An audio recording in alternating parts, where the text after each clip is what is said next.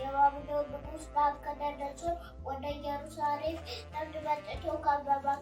ጌታም የይሁዳ ንጉሥ ኢዮአቄም ከእግዚአብሔር ቤት ዕቃ በእጁ ከፍሎ አሳልፎ ሰጠው። እርሱ ወደ ሰናዖር ምድር ወሰደው፣ ዕቃውንም ወደ አምላኩ ግምጃ ቤት አገባው።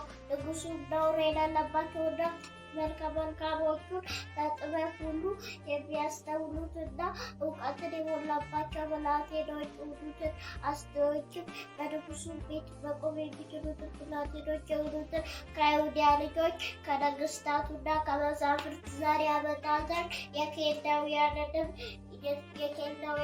ትምህርትና ቋንቋ ያስተምራቸው ዘንድ ለጃንደረቦቹ አለቃ ለአስፋኔዝ ነገረ። ንጉሡም 3 ዓመት ያስወድቋቸው ዘንድ ከዚያ በኋላ በንጉሡ ፊት ይቆሙ ዘንድ ከንጉሡ መብል ከሚጠጣው ጠጅ በየዕለቱ ድርጓቸውን አዘዘላቸው።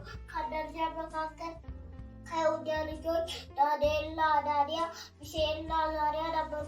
የጃንደረቦቹ አለቃ ስም ወጣላቸው።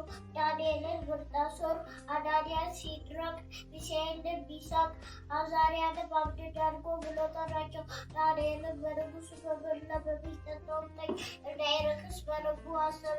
እንዳይነግሥም የጃንደረቦቹን አለቃ ነበር። እግዚአብሔርም በጃንደረቦቹ አለቃ ፊት ለዳንኤል ሜጎስና ሜራትን ሰጠው። ዳንኤልን መብሉና መጠጡን ያዘዙላችሁ ጌታዬ ንጉሡን እፈራዋለሁ፣ በዕድሜ እንደናንተ ካሉ ብላቴኖች ሁሉ ይልቅ ፊታችሁ ከስቶ ያየ እንደሆነ ከንጉሡ ዘንድ በራሴ ታስፈርዱብኛላችሁ።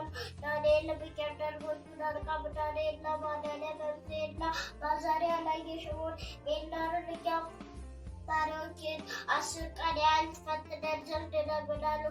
የምንበላውንም ጥራጥሬም የምንጠጣውንም ውሃ ይስጡን። ከዚያ በኋላ ከንጉሡ መብል ከሚጠጡት በየዕለቱ ምግባቸውን አዘዘላቸው። የሚነግራቸውን ሰምቶ 10 ቀን ያህል ፈተናቸው። ከ10 ቀን በኋላ ከንጉሡ መብል ከበሉ ብላቴኖች ሁሉ ይልቅ ፊታቸው አምሮ ሥጋቸው ወፍሮ ታየ። ሜልዳርን መብላቸውና የሚጠጡትን ጠጅ አስቀርቶ ጥራጥሬውን ሰጣቸው።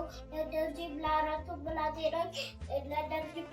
ብላቴኖች እግዚአብሔር በትምህርት ነገርና በማስተዋል ነገር ሁሉ በግዞቱ ሁሉ ካሉ የሕልም ተርጓሚዎችና አስማተኞች ሁሉ 10 የበለጡ ሆነው አገኘባቸው። ዳንኤልም እስከ ንጉሡ እስከ ቂሮስ መጀመሪያ ዓመት ተቀመጠ። አሁን መዝሙር እንሰማለን።